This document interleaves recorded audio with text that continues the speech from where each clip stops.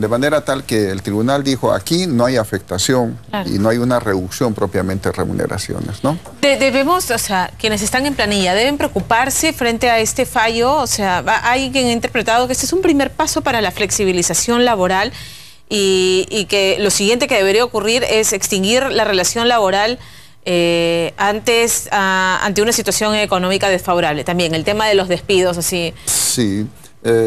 En el mismo diario en el que salió esta noticia, hubo un especialista que dijo, laboral que, esto es parte de la flexibilización laboral. En verdad, yo no creo que el Tribunal Constitucional se esté sustituyendo al legislador, ¿no?, para dictar una norma de estas. En realidad, el Tribunal Constitucional lo que ha hecho es pronunciarse sobre un caso concreto. Oiga, ojo, eso no autoriza a los empleadores a decir mañana reduzcanle el sueldo a vuestros trabajadores, ¿no?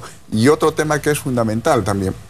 Esta norma de ninguna manera, por ejemplo, podría autorizar, ¿no?, a que, por ejemplo... Ni dar pie de que el día de mañana, el temido despido colectivo que tienen todos los sindicatos, ¿no? Sí, se dijo algo de que el próximo paso podría ser eso es lo los que dice este analista, ¿no? Los cese colectivos. No, que exigir relación laboral ante cualquier situación económica desfavorable. Pero eso está ya previsto en nuestra legislación, y no está previsto hoy, está previsto desde hace más de 30 años en nuestra legislación. Es decir, cuando hay causas objetivas, volvemos al tema, ¿no? Claro, una empresa tiene por razones, hablemos, tecnológicas. Solo me pongo un caso, ¿no?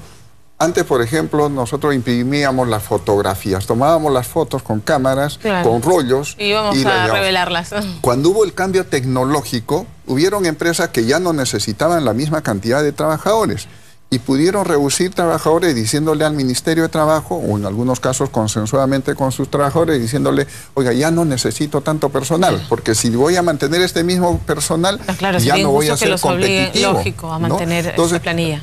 En nuestra legislación actualmente está previsto los ceses colectivos por causas objetivas. Una decisión, por ejemplo, un empleador está obligado por el Estado, por la ley, a mantener su empresa, su actividad empresarial de por vida, ¿no? Si yo quiero a los 70 años también yo quiero jubilarme pues como empleador y digo, señores, voy a liquidar mi empresa. Está contemplado. Yo creo que un poco se ha magnificado un tema el tema. Que está bien acotado. Yo creo que no es parte de ningún proceso como se ha dicho ahí, de flexibilización laboral, ¿no? Lo que sí creo es que efectivamente hay derechos que están reconocidos a los trabajadores, lo que no se permite es la arbitrariedad, ¿no?, de parte del empleador. Quisiera aprovechar que está aquí, señor Villasante, para plantear el tema del aporte de los independientes a las AFPs. ¿Debería derogarse, debería suspenderse? Se tiene que obligar a un trabajador independiente que no tiene los beneficios de quien esté en planilla y que además eventualmente no tiene, pues, o sea, el independiente elige ser independiente porque no quiere horarios, de repente no quiere trabajar todo el mes completo, sino divide sus periodos de trabajo a su manera y según sus necesidades. Entonces no tiene un ingreso fijo mensual el mismo siempre. ¿Se les debe obligar así compulsivamente a hacer este aporte? Fíjate, Pamela, la Constitución establece que el Estado debe de promover el acceso a sistemas, por ejemplo, pensionarios. Es decir, no es que el Estado te obligue. Yo personalmente, en lo personal, yo creo de que sí es bueno tener un sistema pensionario que en el tiempo me garantice acceder a un sistema. Cuando llegue la etapa de la jubilación, los profesionales independientes también llegan el momento en que, oiga, tenemos un pico y después viene un descenso natural. Ahora, eso es guardar pan para mayo. Finalmente, ¿cada uno lo puede hacer? Sí. Lo que sí creo es que si yo como Estado pretendo obligar, también debería de pensar que esos trabajadores no solamente deben tener derecho a un sistema de pensión, sino también deberían tener derecho a un sistema de salud. Exacto. Porque eso, y hay quienes... o sus gratificaciones, o su CTS. Sí, pero fíjate, Pamela, ocurre lo siguiente, hay trabajadores independientes que de repente por un esfuerzo personal, familiar, estudiaron en educación privada, absolutamente su educación primaria, secundaria, universitaria, en la que el Estado no invirtió en ellos. Y después ellos, esos profesionales, ejercen su profesión y pagan impuestos, algunos de los cuales llegan a pagar 30% impuesto a la renta. Yo me pregunto, oiga, 30% a la renta, ¿y el Estado qué me va a dar a cambio?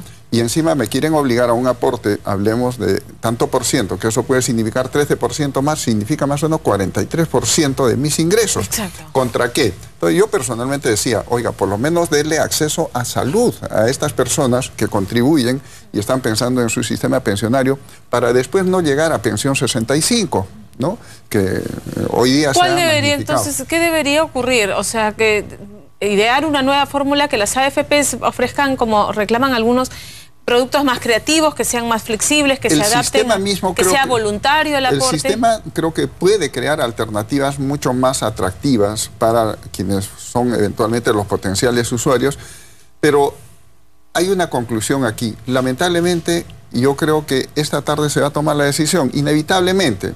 ¿Por la derogatoria creo se va a derogar? Se va a derogar. Ojo, pero también que consideren de que hay que devolverle los aportes a quienes entonces entiendo que los proyectos contemplan eso, que se les tiene que devolver el dinero, o que se pueda, porque hay una propuesta también para que ese aporte sea considerado como si voluntariamente el trabajador decide afiliarse voluntariamente a cualquiera y no a Hábitat compulsivamente, que se considere como parte de su fondo. Claro que sí, porque ahí puede haber propiamente, en algunos casos, hasta un carácter confiscatorio. Entonces, oiga, devuélvanle. Ahora, si uno decide permanecer en el sistema, perfecto. Obviamente eso pasará a cuenta de sus cuentas individuales. Entonces, su punto de vista es, debe derogarse y que se vuelva voluntario.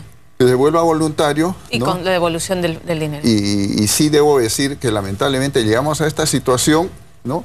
Por la poca consistencia que tiene la mayoría parlamentaria. Y en verdad, yo no sé cuál sea la situación del ministro de Economía que estuvo impulsando este tema. Hasta el día de hoy. Básicamente en temas laborales que tienen que ver con sistemas pensionarios. Habló de este tema y se habló de la famosa ley del servicio civil, que en lo único que al momento se ha tangibilizado la ley del servicio civil es en haberse duplicado el sueldo de los ministros y los altos funcionarios del Estado. Solo para eso ha servido la ley del servicio civil hasta el día de hoy.